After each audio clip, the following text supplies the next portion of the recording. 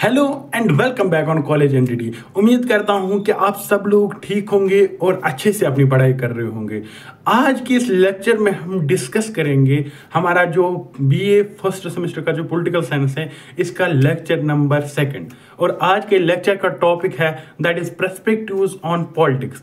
आज के इस लेक्चर में हम डिस्कस करेंगे डिटेल में कि लिबरल पर्सपेक्टिव क्या है, मार्क्सिस्ट पर्सपेक्टिव क्या है या कम्युनिटेरियन पर्सपेक्टिव क्या है पॉलिटिक्स पे। इसके साथ साथ हम ये भी जानेंगे कि जो आइडियोलॉजी है लिबरलिज्म, अगर हम लिबरलिज्म की बात करें, ये क्या है? एक आइडियोलॉजी है। ये एक आइडियोलॉजी है। ये आइडियोलॉजी होती क्या है, थोड़ा बहुत इसके बारे में जानेंगे और इसके ओरिजिन के बारे में जानेंगे कि आखिर जो लिबरलिज्म की आइडियोलॉजी है या मार्क्सिज्म की आइडियोलॉजी है, इसका स्टार्टिंग कहाँ से हुई है। तो करते हैं आज का इस लेक्चर की शुरुआत। तो लेक्चर को स्टार्ट करने से पहले आप सबसे एक रिक्वेस्ट है कि अगर आप हमारे चैनल पे नए हो तो चैनल को सब्सक्राइब कीजिए और इस वीडियो को आपके जितने भी फ्रेंड्स हैं उनके साथ शेयर कीजिएगा। तो चलिए स्टार्ट करते हैं आज का लेक्चर।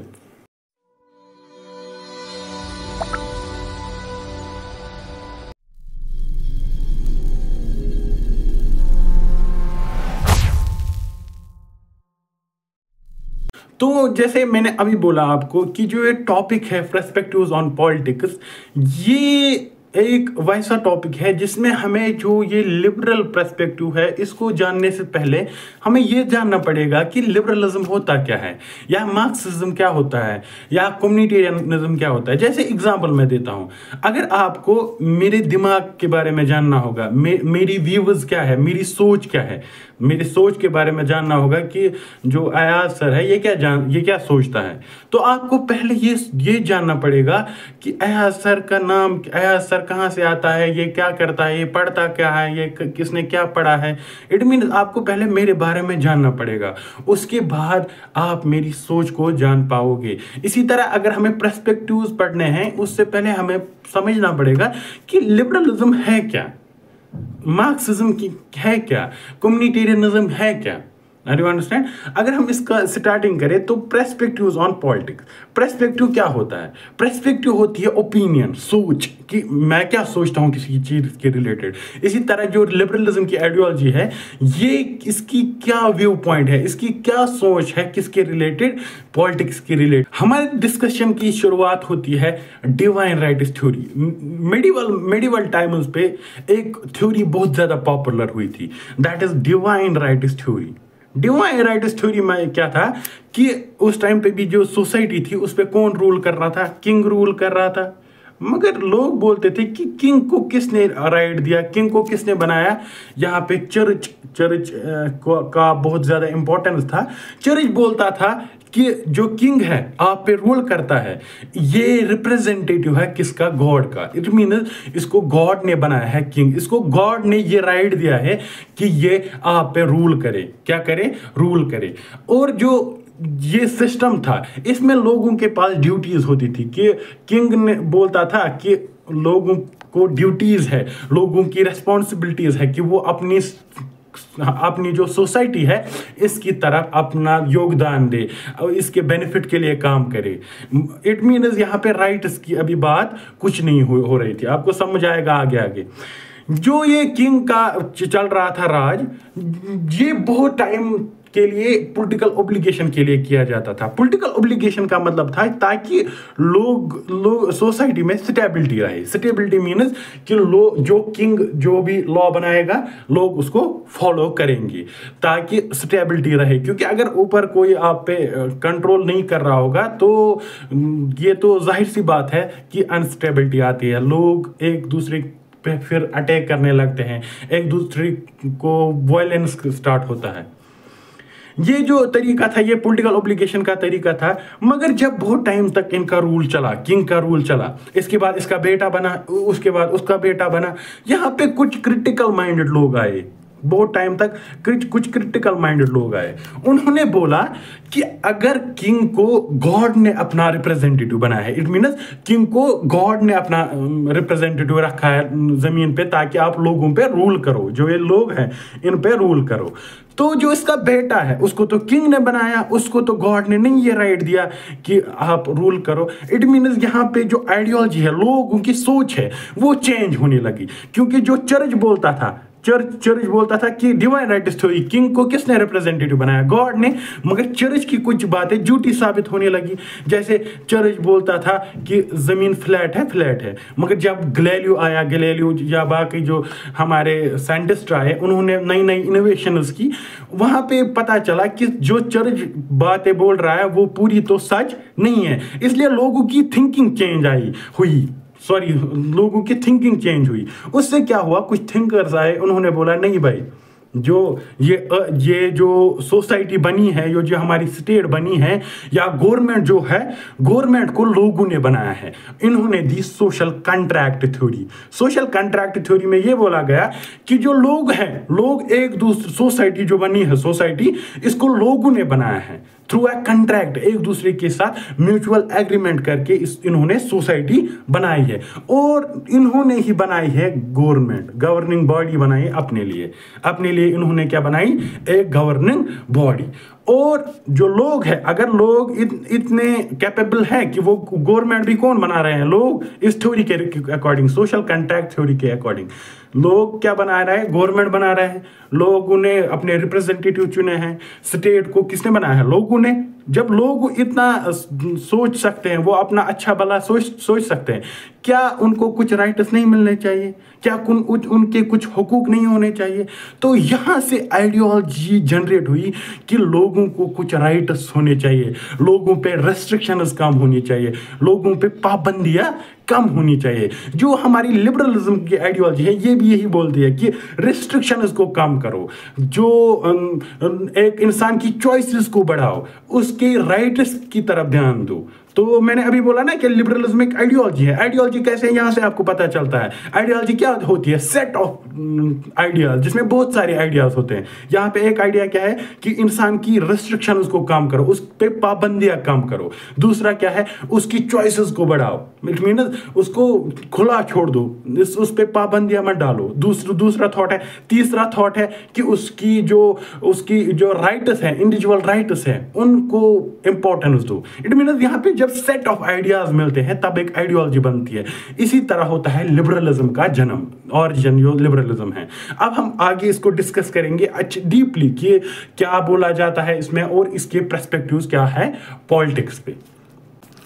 लिबरलिज्म एक वर्ड से आता है, दैट इज लिबरलिज्म जो वर्ड है, ये आता है एक वर्ड से, दैट इज लिबरे वर्ड का मतलब होता है, जो एक और वर्ड से आता है, दैट इज लिबर्टी का मतलब क्या होता है? फ्रीडम होता है ना, कि एक इंसान को फ्रीडम दो, उसको खुला छोड़ दो, उस पर पाबंदियां ज्यादा मत लगाओ। अगर हम रियल में समझे क्या लिबरलिज्म क्या है, liberalism is a political and philosophical ideology.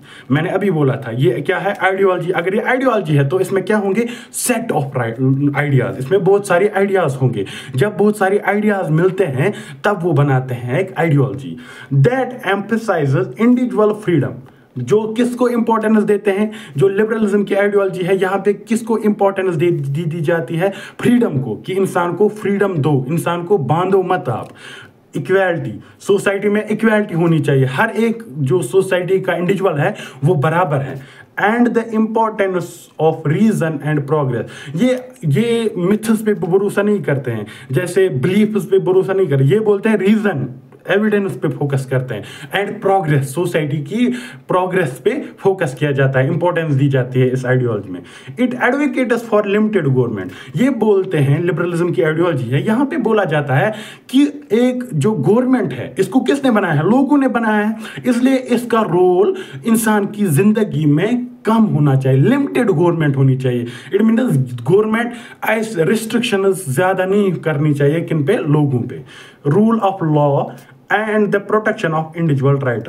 और इसमें क्या होना चाहिए? ये बताते हैं कि रूल ऑफ लॉ होना चाहिए, और एक इंसान के जो हुकूक है, राइट्स है, उनको गवर्नमेंट प्रोटेक्ट करनी चाहिए। Are you understand? उनको क्या करनी चाहिए? गवर्नमेंट प्रोटेक्ट करना चाहिए। Liberalism has shaped modern democratic societies, जैसे अभी मॉडर्न डेमोक्रेटिक सोसाइटीज को किसने शेप किया है? लिबरलिज्म ने। And is associated with ideas like free markets. ये बोलते हैं कि जो मार्केट्स है, जो ट्रेड है, वो फ्री होना चाहिए, उस पर टैक्सेस नहीं लगनी चाहिए, इसमें गवर्नमेंट का इंटरवेंशन नहीं होना चाहिए। Civil liberties and social reforms, ये इन चीजों पे फोकस करती हैं कौन? हमारी जो लिबरलिज्म की आइडियोलॉजी है। अगर हम की फीचर्स देखें, पहले हम फीचर्स न देख के हम पहले देखते हैं इसका जो मेन थिंकर है। इसके बहुत सारे थिंकर है, क्योंकि आइडियोलॉजी जब है इसमें बहुत सारे आइडियाज होंगे, वो आइडिया बहुत सारे थिंकर्स ने दिए होंगे। जो मेन थिंकर है that is John Locke. John Locke 1632 में पैदा हुए थे।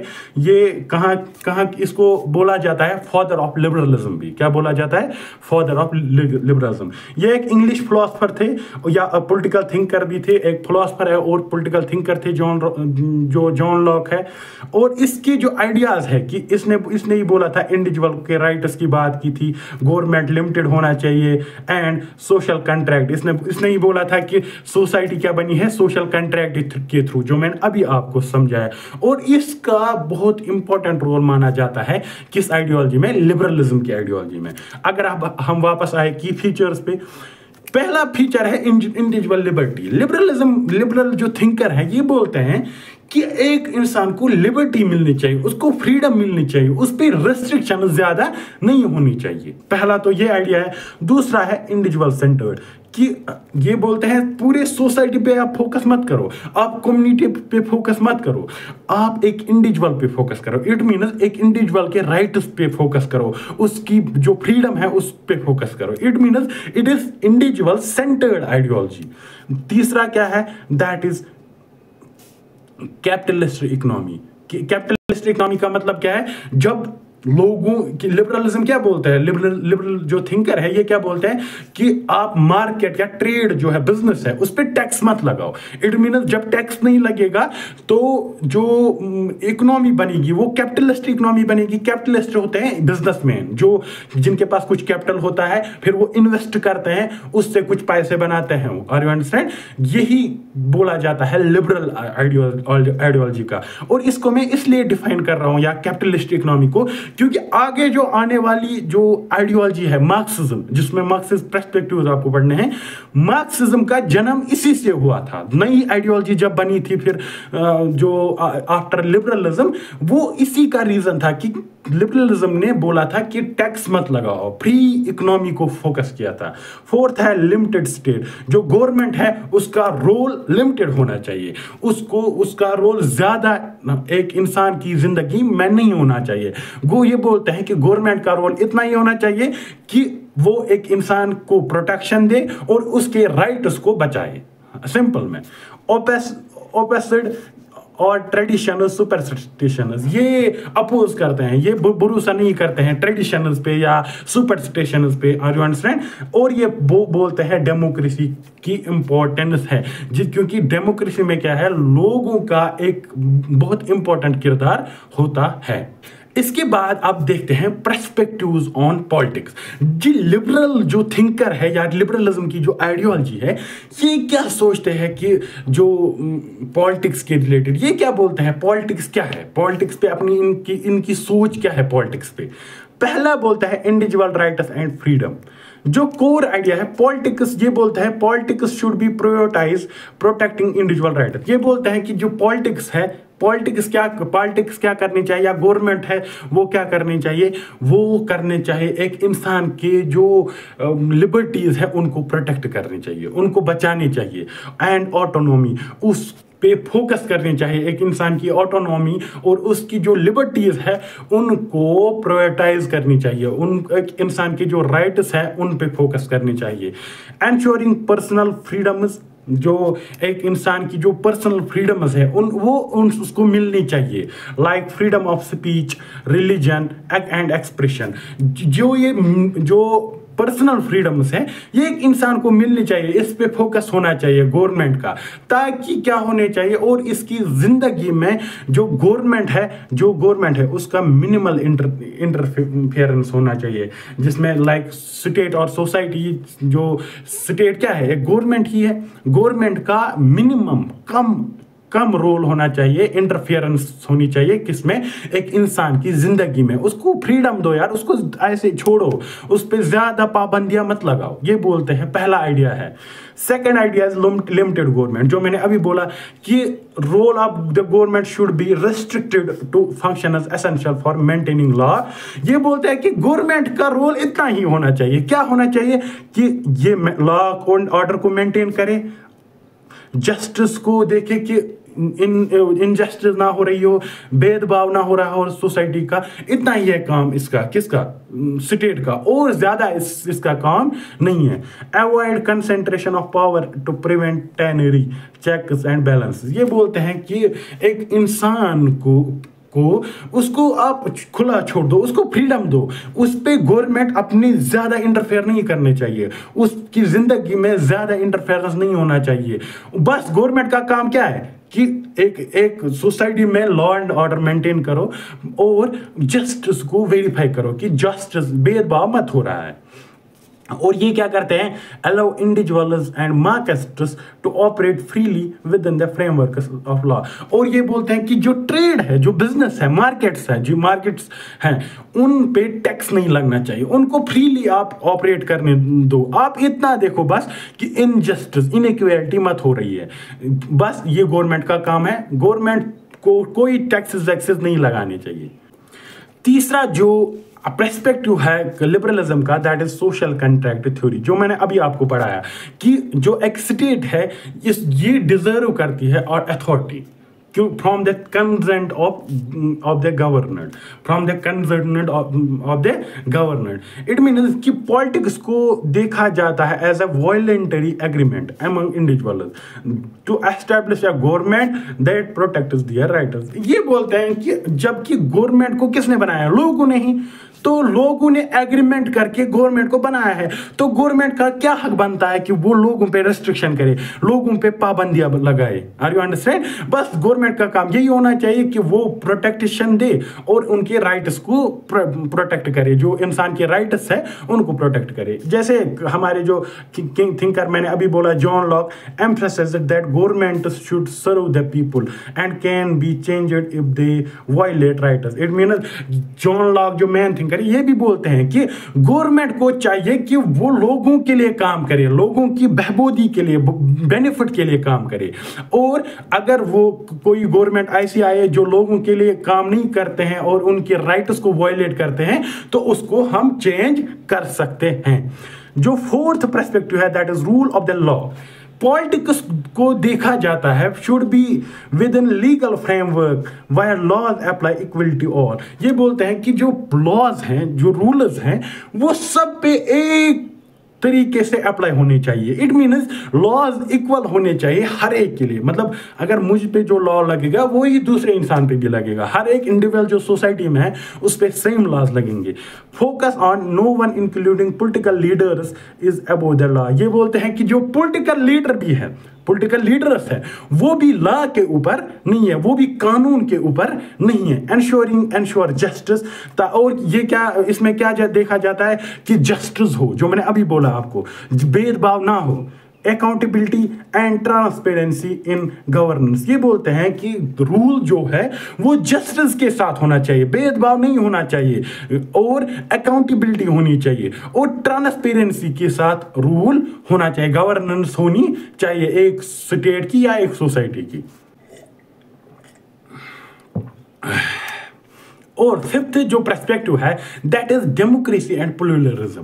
प्लूरलिज्म का सिंपल मतलब है जो पॉलिटिकल सिस्टम्स हैं, ये पर्सपेक्टिव है इनका पॉलिटिक्स पे, लिबरलिज्म का। लिबरल थिंकर बोलते हैं कि जो पॉलिटिक्स है, ये जो सिस्टम है, should B represent the will of the people through democratic practices. ये बोलते हैं कि जो पॉलिटिक्स है, वो जो लोग हैं उनकी जो चाहत है, उनकी जो वो जो चाहते हैं उसको रिप्रेजेंट करे थ्रू थ्रू किसके थ्रू? Through democratic practices. वो ऐसे कानून बनाए, ऐसी पॉलिसीज बनाए जो जिसमें लोगों की बहबूदी हो, लोगों के लिए बेनिफिशियल हो वो पॉलिसीज।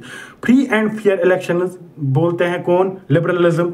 प्रोटेक्टिंग माइनॉरिटी राइट्स, जो माइनॉरिटीज है सोसाइटी में, जो लोग माइनॉरिटी में हैं उनके जो राइट्स है उनको प्रोटेक्शन मिलनी चाहिए। फ्री एंड फेयर इलेक्शंस होने चाहिए। And promoting diverse voices in decision making.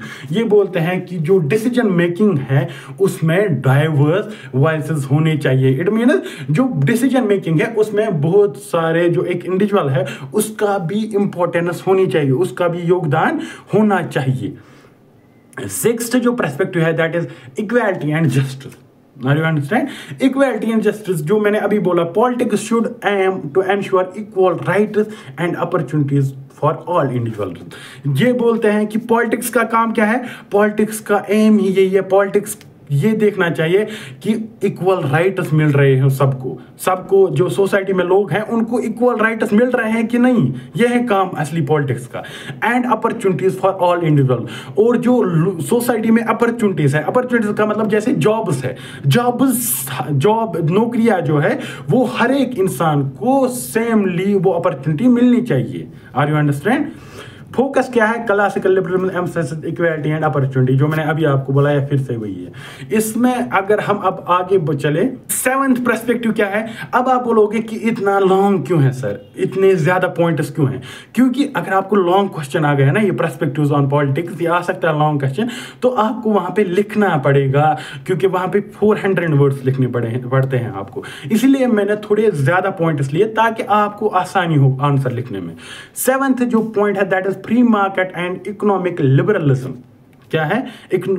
जो ये पॉइंट है ना, सेवंथ पॉइंट, यही एक वजह है जिससे मार्क्सिज्म फिर उभरता है, मार्क्सिज्म की आइडियोलॉजी फिर बनती है, फिर मार्क्सिज्म का जन्म होता है। कैसे? वो मैं अभी आपको बताता।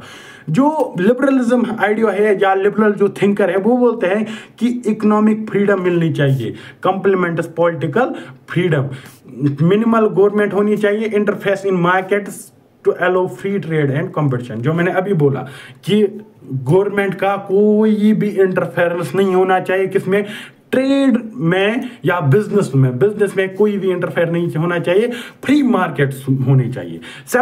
Eighth is tolerance and diversity.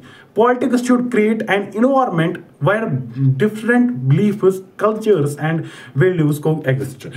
ये बोलते हैं कि टॉलरेंस एंड डाइवर्सिटी, इसका मतलब क्या होता है कि पॉलिटिक्स की मदद से हम ऐसा एक एनवायरनमेंट क्रिएट होना चाहिए जहां पे डिफरेंट बिलीफ के लोग, डिफरेंट सोच के लोग हो, डिफरेंट कल्चर के लोग हो और डिफरेंट वैल्यूज के लोग एग्जिस्ट करते हो, उनको कोई भी परेशानी नहीं होनी चाहिए। Focus on promoting tolerance and protecting the rights of minorities with a diverse society. ये जो मैंने अभी बोला कि जैसे अगर मुस्लिम्स माइनॉरिटी में है या क्रिश्चियन माइनॉरिटी में है, उनकी जो राइट्स है उनको भी प्रोटेक्शन मिलनी चाहिए। ऐसा ना हो कि उनको जो मेजॉरिटी है वो उनके राइट्स को दबाए या वो उन पे वायलेंस करे, ऐसा नहीं होना चाहिए। उनकी राइट्स को भी प्रोटेक्शन मिलनी चाहिए। अब शुरुआत होती है मार्क्सिज्म की शुरुआत के बारे में थोड़ा सा मैं बताता हूं आपको।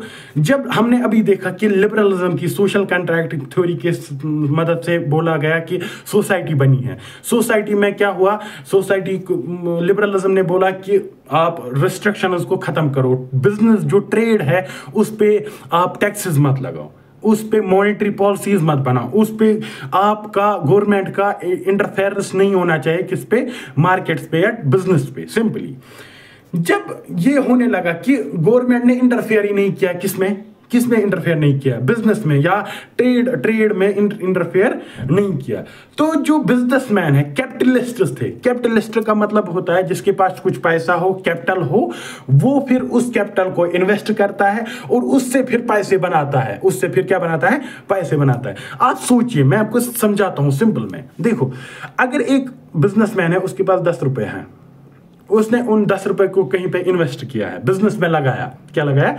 10 रुपए को बिजनेस में लगाया। उसने जो उस वहां से प्रोडक्ट बनाया, प्रोडक्ट जो 10 रुपये से उन्होंने, ये सिंपल, उसने पेन बनाया 10 रुपयों से, ये पेन वो बेचेगा। अब इसकी प्राइस रख रहा है वो 100 रुपीज। कितना?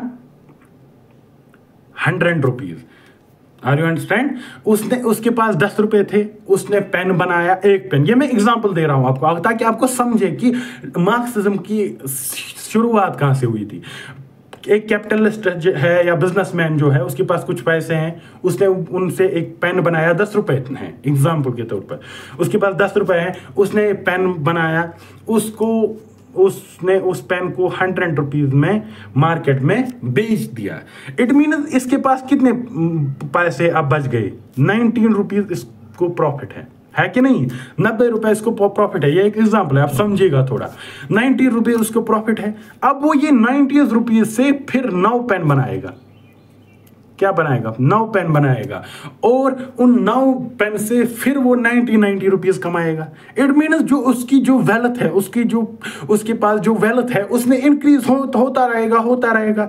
और जो ये पेन तो ऐसे नहीं बनेगा, इसमें कुछ लेबर लगेगा ना, वो लेबर को ध्यान नहीं दे रहा है, लेबर पे उसका फोकस नहीं है, क्योंकि गवर्नमेंट है वो इंटरफेयर ही नहीं कर रहा है। Are you understand? इस मिनिमल वेजेस के लिए कुछ लॉ ही नहीं बने हैं कि आपको मजदूर को कम से कम 500 रुपया देना पड़ेगा। अभी के टाइम पे जैसे कि आपको, अगर आपके पास लेबर है, आपको जो दिन के हिसाब से आते हैं लेबर्स, उनको कम से कम 500 रुपया देना चाहिए। मगर लिबरल थिंकर है वो क्या बोलते थे कि कोई भी लॉ मत बनाओ, कोई भी ऐसा लॉ मत बनाओ जो मार्केट्स को आप फ्री छोड़ दो, ट्रेड पे, बिजनेस में कुछ इंटरफेयर ना करो।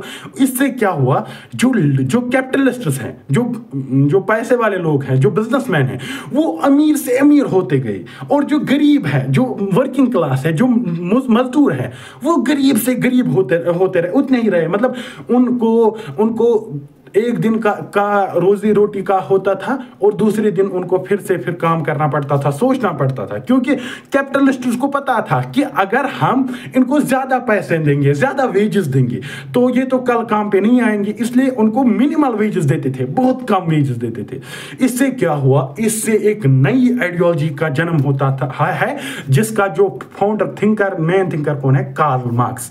कार्ल मार्क्स एक German philosopher and economist and historian, political theorist है।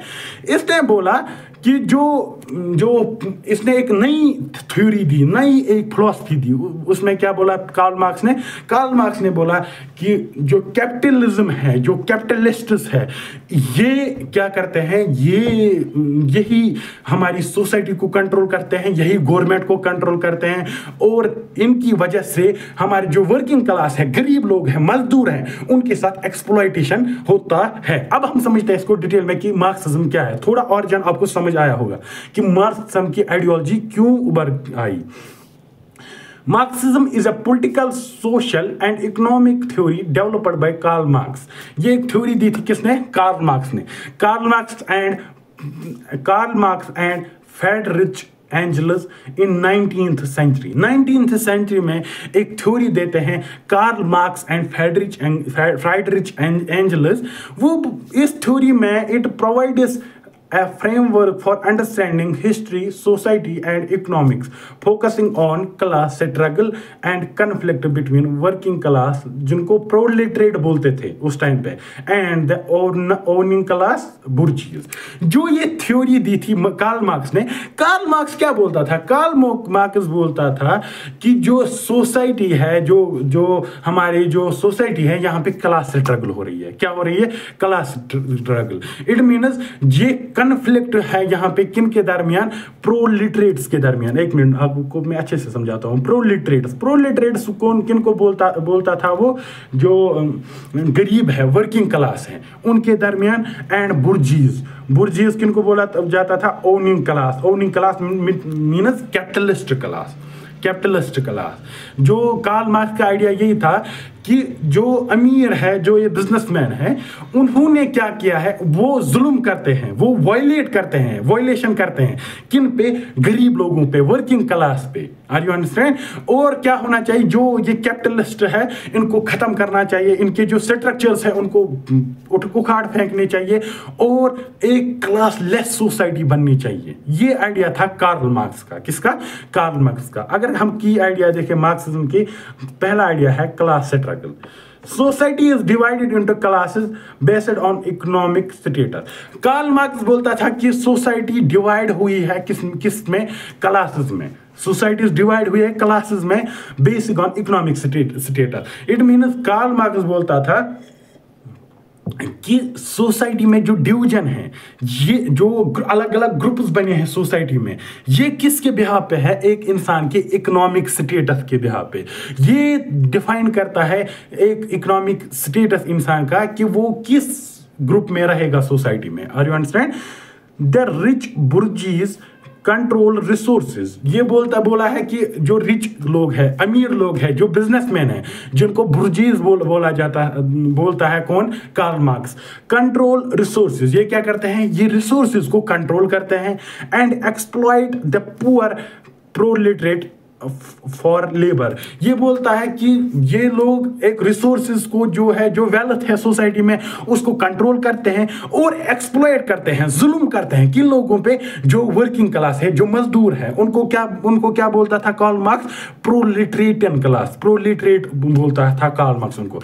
The conflict drives historical change. जो ये कन्फ्लिक्ट है, यही एक दिन हिस्टोरिकल चेंज लाएगा। इट मीन्स कार्ल मार्क्स बोलता है कि जब ये एक्सप्लॉयटेशन होती रहेगी गरीबों के, फिर जब गरीब एक दिन जाग जाएंगे, वो क्या करेंगे? वो करेंगे रिवॉल्यूशन। वो इन जो कैपिटलिस्ट क्लास है इनको उखाड़ फेंकेंगे। उससे फिर क्या होगा? Establishment of classless society. अब हम देखते हैं Marxist perspectives on politics. Marxist perspectives on politics views politics as a tool for maintaining class dominance. ये क्या बोलते हैं? ये मार्क्सिस्ट बोलते हैं कि पॉलिटिक्स एक टूल है, एक जरिया है ताकि क्लास डोमिनेंस को मेंटेन किया जा सके, and as an expression of underlying economic structures.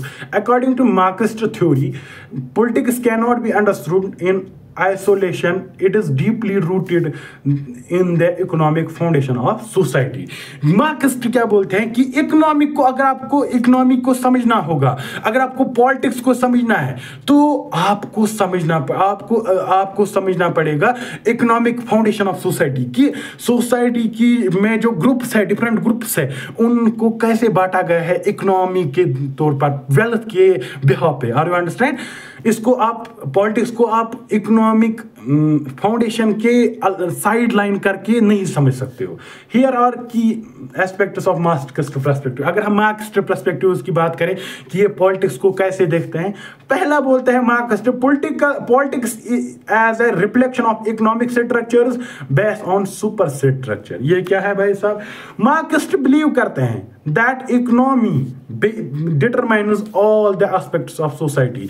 ये बोलते हैं कि इकोनॉमी से ही, वेल्थ से ही, एक इंसान के पास कितना पैसा है वही डिफाइन करता है, वही डिसाइड करता है कि एक इंसान की पोजीशन कहाँ है सोसाइटी में, एक इंसान को एक इंसान को कैसे राइट्स मिलेंगे, एक इंसान को कैसा, उसके साथ कैसा सलूक किया जाएगा। ये क्या डिफाइन करता है? ये क्या, इस पे क्या मैटर करता है कि उसके पास पैसे कितने हैं? It means economy he base है सोसाइटी की, including politics, culture and law superstructure.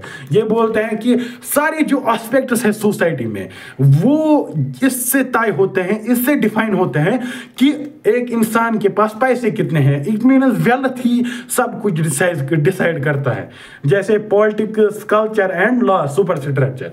The ruling class shape political systems to protect their economic interest. ये क्या बोलता है कार्ल मार्क्स? कार्ल मार्क्स क्या बोलता है कि जो रूलिंग क्लास है वो इस तरीके से शेप करते हैं, इस तरीके से बनाते हैं किनको? पॉलिटिकल सिस्टम्स को, ताकि उनकी जो इकोनॉमिक इंटरेस्ट है, उनकी जो इकोनॉमिक इंटरेस्ट है, उनको बचाया जा सके, उनको प्रोटेक्ट किया जा सके। दूसरा पर्सपेक्टिव क्या है, दूसरा ओपिनियन क्या है मार्क्सिस्ट का, class struggle as the driver of political change, class conflict. Marxist view politics as an manifestation of class struggle. The political system is an arena where the interests of the ruling class and bourgeois जिनको बोला जाता है are upheld while the working class proletariat is oppressed। यहाँ पे क्या बोलते हैं Marxist ideology, ये बोलते हैं पॉलिटिक्स क्या है, ये एक मैनिफेस्टेशन है क्लास स्ट्रगल का। इट मीन जो पॉलिटिकल सिस्टम्स है वो क्या करते हैं, वो बचाते हैं। ये वहाँ ऐसा एक कंडीशन है जहाँ पे इंटरेस्ट जो रूलिंग क्लास, जो बिजनेसमैन का इंटरेस्ट है बुर्जीज का, उसको बचाया जाता है, उसको अपहेल्ड किया जाता है, उसको प्रोटेक्ट किया जाता है। एंड जो वर्किंग क्लास है उनको ऑपरेसेड किया जाता है, उन पे जुल्म किया जाता है, उनको ऑपरेसेड बनाया जाता है।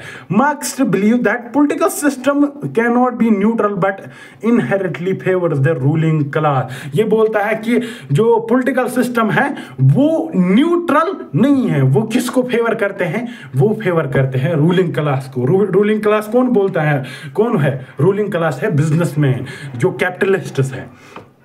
तीसरा है the state as an instrument of ruling class. मैंने अभी जो बोला स्टेट क्या है, स्टेट एक गवर्नमेंट क्या है, गवर्नमेंट एक इंस्ट्रूमेंट है, एक तरीका है जिससे क्या है, जिससे जो रूलिंग क्लास है वो रूल करते हैं।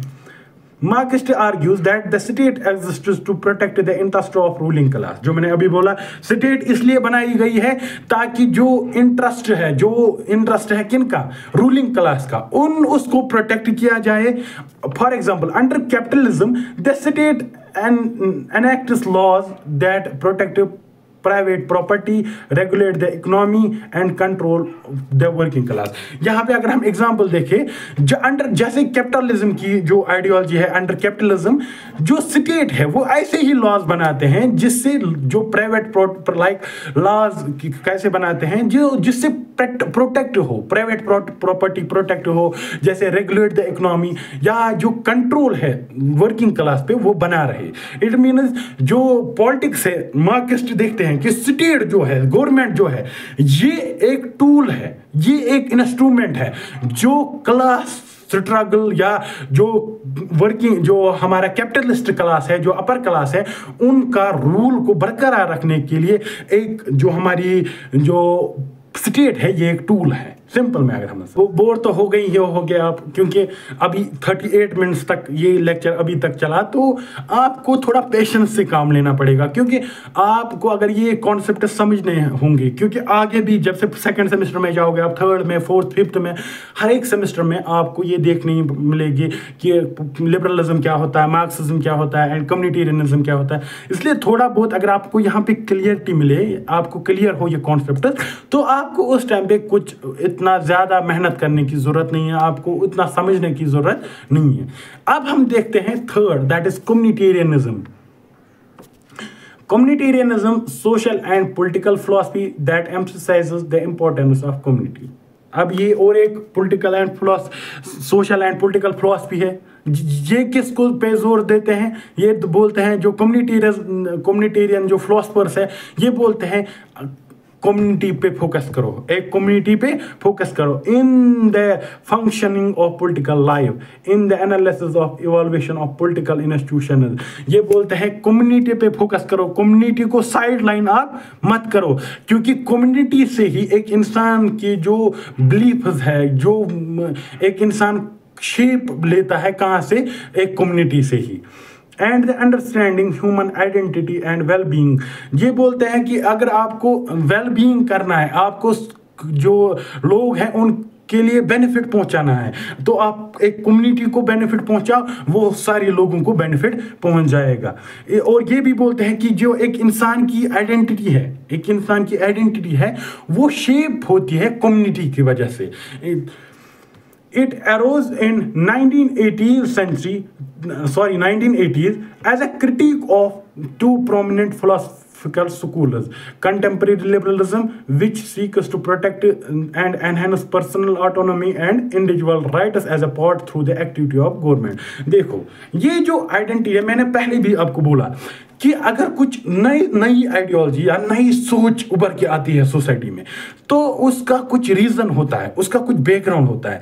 ऐसे ही जैसे कम्युनिटेरियनिज्म इसलिए आया क्योंकि लिबरलिज्म ने बोला था, लिबरलिज्म ने कम्युनिटी पे कुछ फोकस नहीं किया था, लिबरलिज्म ने कम्युनिटी को साइड लाइन किया था। यहाँ पे लिबरलिज्म में फोकस क्या होता था, अभी हमने पढ़ा कि आप इंडिविजुअल पे फोकस करो, एक इंसान पे फोकस करो, ना कि पूरी कम्युनिटी पे फोकस करो। आप एक इंसान का इंटरेस्ट देखो, उसके इंडिविजुअल राइट्स को आप प्रोटेक्ट करो। ये कौन बोलता है? लिबरलिज्म। और इसी के अगेंस्ट, इसी का क्रिटिक आता है कम्युनिटेरियनिज्म। ये बोलते हैं कि आपको बस एक इंसान पे फोकस नहीं करना है, आपको एक कम्युनिटी पे फोकस करना है, क्योंकि एक इंसान का, एक इंडिविजुअल का ताल्लुक किस से है? कम्युनिटी से ही। उसकी आइडेंटिटी कौन शेप करता है? उसकी कम्युनिटी। जिसका जो मेन थिकर है that is Mitchell J sandal. ये बॉर्न है मार्च 5, 1953। ये एक प्रोमिनेंट अमेरिकन फिलोसफर है और इसने एक बुक भी लिखी थी, liberalism and the limits of justice. ये 1982 में इसने लिखी थी बुक। क्योंकि मैंने अभी आपको बोला कि जो लिबरलिज्म, जो कम्युनिटेरियनिज्म की आइडियोलॉजी है या जो ये फिलॉसफी है, ये इसका जन्म ही होता है किसके अगेंस्ट? किसके अगेंस्ट? जो हमारा लिबरलिज्म, जो लिबरलिज्म ने बोला था कि एक इंसान पे फोकस करो, उसके राइट्स पे फोकस करो। मैं बार बार इसलिए बोल रहा हूं ताकि आपको और क्लियर हो, आप समझ पाओ कि क्या है ये फिलॉसफी। लिबरलिज्म ने क्या बोला था कि रूल, एक इंसान पे फोकस करो, उसके राइट्स पे फोकस करो, अंडरस्टैंड, उसके गुडविल की सोचो। मगर कम्युनिटेरियन क्या बोलते हैं कि जो एक कम्युनिटी पे फोकस करो, होल कम्युनिटी पे फोकस करो। इट मींस इंपॉर्टेंस दी जाती है कम्युनिटी को, सिंपल में अगर हम समझे। अब हम देखते हैं कुछ मेजर जो कम्युनिटेरियन पर्सपेक्टिव्स हैं किस पे? Politics. Community as a central society is more than a collection of individuals.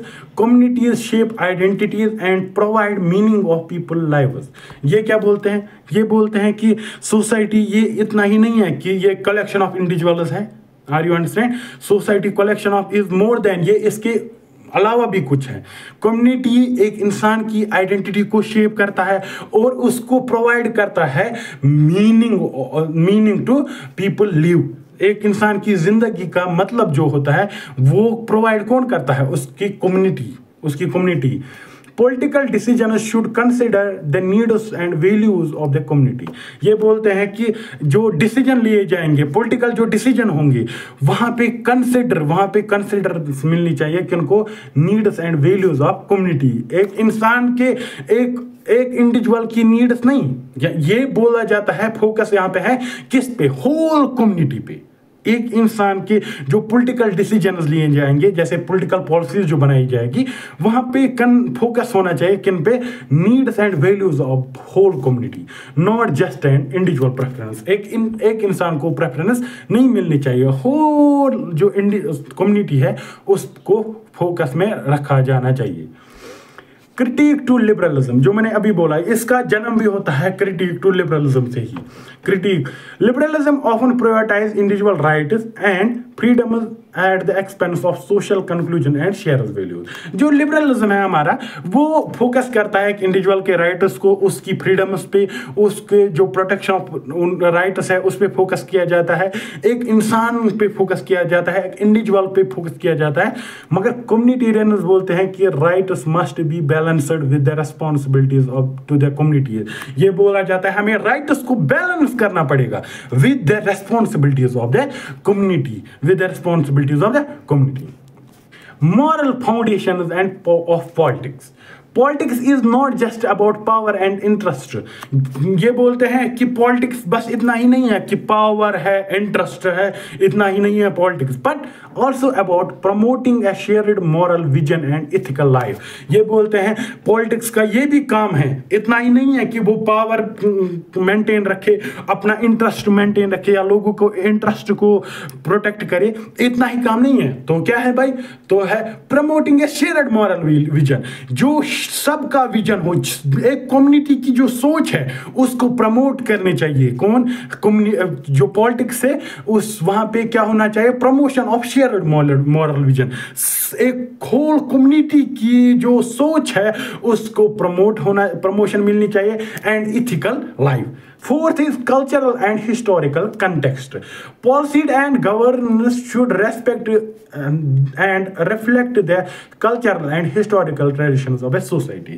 यहाँ पे क्या बोला जाता है कि जो पॉलिसीज बनाएंगी गवर्नमेंट जो पॉलिसीज बनाएंगी वहाँ पे रेस्पेक्ट होना चाहिए किनको, कल्चरल एंड हिस्टोरिकल ट्रेडिशंस को। जो ट्रेडिशंस है या कल्चर है, कल्चर को रेस्पेक्ट मिलना चाहिए, हिस्टोरिकल ट्रेडिशंस को रेस्पेक्ट मिलना चाहिए। जो हमारी सोसाइटी में हिस्टोरिकल ट्रेडिशंस है उनको रेस्पेक्ट मिलना चाहिए। और पॉलिसीज जो बनाएगी गवर्नमेंट वहां पे वो कंसिडर करेंगे किनको, कल्चर को और हिस्टोरिकल ट्रेडिशंस को। Is interdependence. ये क्या है, ये बोलते हैं कि लोग जो सोसाइटी में लोग हैं वो एक दूसरे पे डिपेंड है, वो आइसोलेट नहीं रह सकते, वो अकेले में नहीं रह सकते, उनको डिपेंड होना ही पड़ेगा एक दूसरे पे, क्योंकि उनकी नीड्स है, उनके जो कुछ उनके रिस्पॉन्सिबिलिटीज है, जो उनकी नीड्स है उनको फुलफिल करने के लिए भी उनको एक दूसरे पे इंडिपेंडेंट होना ही पड़ेगा।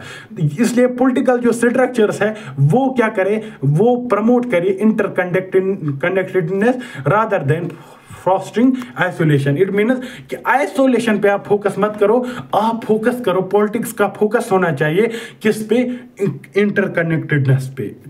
इट मीन्स जो लोग हैं होल कम्युनिटी पे फोकस होना चाहिए, ना कि एक आइसोलेटेड पर्सन पे।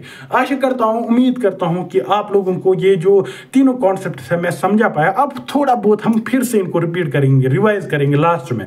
पहले हमने क्या पढ़ा, पहले पढ़ा हमने कि पॉलिटिक्स की जैसे पर्सपेक्टिव्स ऑन पॉलिटिक्स। पहले हमने देखा कि ओरिजिन कहाँ से होता है, जिसमें हमने देखा कि सोशल कॉन्ट्रैक्ट थ्योरी या हमारे जो डिवाइन राइट्स थ्योरी, उसके बाद जन्म होता है किसका जन्म होता है, लिबरलिज्म का। फिर हमने देखा लिबरलिज्म क्या है, एक आइडियोलॉजी है जिसमें प्रमोट किया जाता है किनको, इंसान के राइट्स को, एक इंडिविजुअल के राइट्स को उसकी प्रोटेक्शन की जाती है, और बोलते हैं कि एक इंसान को फ्रीडम दो, आप इंसान को फ्रीडम दो। और ये गवर्नमेंट को बोलते हैं, गवर्नमेंट का रोल मिनिमम होना चाहिए, गवर्नमेंट ज्यादा इंटरफेयर नहीं होना चाहिए गवर्नमेंट का किसमें, एक इंसान की जिंदगी में। उसके बाद हमने इसी जो लिबरलिज्म का आइडिया था कि इंसान को फ्रीडम दो, ट्रेड पे ज्यादा टैक्स मत लगाओ, ट्रेड पे आप इंटरफेयर मत करो, बिजनेस में इंटरफेयर मत करो। इसके बाद जन्म होता है फिर मार्क्सिज्म का। मार्क्सिज्म बोलते हैं कि जो गवर्नमेंट है ये एक टूल है का अमीर लोगों का, एक अमीर लोगों का एक टूल है जिससे ये जो गरीब लोग हैं उनको दबाते हैं। Are you understand? और पॉलिटिक्स क्या है, पॉलिटिक्स एक टूल है, जैसे मैंने अभी बोला, जो अमीर लोग हैं कैपिटलिस्ट बोलते हैं, कैपिटलिस्ट होते हैं बिजनेसमैन जिनके पास कुछ कैपिटल हो, जो मैंने ऑलरेडी समझाया। ये एक टूल है अमीरों का। पॉलिटिक्स क्या है, पॉलिटिक्स एक टूल है अमीरों का जिससे वो गरीब लोगों को दबाते हैं। ये बोलते हैं कौन मार्क्सिस्ट। उसके बाद कम्युनिटेरियन आते हैं। कम्युनिटेरियन भी किसका क्रिटिक है, लिबरलिज्म का। ये बोलते हैं लिबरलिज्म ने किस पे फोकस किया है, एक इंडिविजुअल पे, मगर यहाँ पे इन्होंने किस कम्युनिटी की इंपॉर्टेंस को नहीं देखा है। कम्युनिटी पे फोकस जरूरी है, और कम्युनिटी पे फोकस करने से हमारी जो ओवरऑल डेवलपमेंट होगी सोसाइटी की, ये बोलते हैं हमारे कम्युनिटेरियन फिलोसफर्स। और आशा करता हूँ कि अब आपको ये डाउट्स भी क्लियर होंगे, और लास्ट में हमने थोड़ा बहुत इसको रिवाइज भी किया है। और मिलते हैं और एक नए लेक्चर के साथ, तब तक के लिए अल्लाह हाफिज। इसके अलावा अगर आपके मन में अभी भी कोई डाउट है तो आप कमेंट सेक्शन में पूछ सकते हैं। जब मैं नया लेक्चर लाऊंगा उसके पहले 5 मिनट्स में मैं आपकी जितने भी डाउट्स हैं उनको क्लियर करने की कोशिश करूंगा। थैंक यू सो मच यहाँ तक लेक्चर देखने के लिए। मिलते हैं और एक लेक्चर में, तब तक के लिए अपना ध्यान रखिएगा। अल्लाह हाफिज।